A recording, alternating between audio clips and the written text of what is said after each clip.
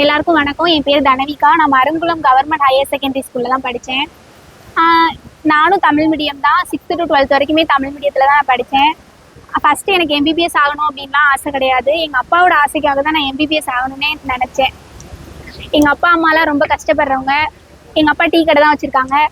அவங்க படுற கஷ்டத்தினால தான் நான் எம்பிபிஎஸ்ஸே ஆனேன். உண்மையாக அவங்க செஞ்ச புண்ணியமோ என்னமோ அதுதான். நான் சி அகாடமியில் தான் தஞ்சாவூரில் படித்தேன். எனக்கு சி அகாடமியை எங்கள் ஊரில் ஒருத்தவங்க தான் சொன்னாங்க. நான் ஃபஸ்ட்டு ஒரு மாதம் கிராஷ் கோர்ஸ் வந்திருந்தேன். அது பிடிச்சி போனதுக்கப்புறம் நான் ஒரு வருஷம் ரிப்பீட்டர் வந்தேன்.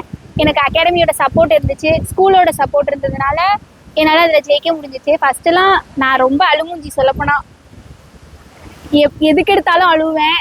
ஆனால் எங்கள் அப்பா ரொம்ப தைரியம். எங்கள் அப்பாவால் தான் நான் ஜெயிச்சிருக்கேன். நான் அழுகும் போது எல்லாமே என்னை எல்லாருமே மோட்டிவேட் பண்ணியிருக்காங்க. உன்னால் முடியும், நீ அழுகாத, நீ அழுகிறனால உனக்கு எதுவுமே கிடைக்க போகிறது கிடையாது அப்படின்னு. என்ன மாதிரி அழுமுஞ்சியாக இருக்காதீங்க யாரும். எல்லாத்தையும் தைரியமாக ஃபேஸ் பண்ணுங்கள். நம்ம அழுகிறதுனால நமக்கு ஒன்றுமே கிடைக்க போகிறது கிடையாது. நம்ம அழுகிறனால வீட்டில் உள்ளவங்க கஷ்டப்படுவாங்க, நம்மளை நம்பி இருக்கிறவங்க கஷ்டப்படுவாங்களே தவிர வேறு எதுவுமே நடக்க போகிறதில்ல. அதனால் அழுமுஞ்சியாக இருக்காதீங்க, ரொம்ப தைரியமாக இருங்க. நிறைய டெஸ்ட் எழுதுங்க. டெஸ்ட் எழுதி மார்க் வரல அப்படின்னு சொல்லிட்டு கவலைப்படாதீங்க. எனக்கும் ஃபஸ்ட்லாம் மார்க் வரல. நானும் 360, 300, 200 கிட்ட எல்லாமே வந்திருக்கேன்.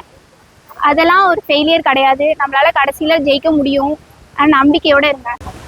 எனக்கும் ராமநாதபுரம் மெடிக்கல் காலேஜ் தான் கிடச்சிருக்கு. இன்னொரு விஷயம் என்னென்னா, ரேங்க் கவுன்சிலிங் ஹாலில் உட்காந்துருக்கும் போது 3 சீட்டு தான் கடைசியாக இருந்துச்சு. நம்ம இன்னும் ஒரு 5 மார்க் எடுத்திருந்தா நம்ம இன்னும் நல்லா கெத்தாக உட்காந்துருந்துருக்கலாமே, நம்ம கிடச்சிரும் அப்படின்னு சந்தோஷமாக இருந்திருக்குமே அப்படின்னு தோணுச்சு. அப்பாவும் ரொம்ப கஷ்டப்பட்டாங்க. ஸோ நம்மளை சுற்றி உள்ளவங்க ரொம்ப கஷ்டப்படுற மாதிரி நம்ம ஒரு நிலைமைக்கு அவங்கள தள்ளிடக்கூடாது. 10 மார்க்கில் நமக்கு சீட்டு போயிடும் அப்படின்னு நம்ம நினைக்கக்கூடாது. ஸோ முடிஞ்ச அளவுக்கு சேஃபாக மார்க் எடுத்து வச்சுக்கோங்க.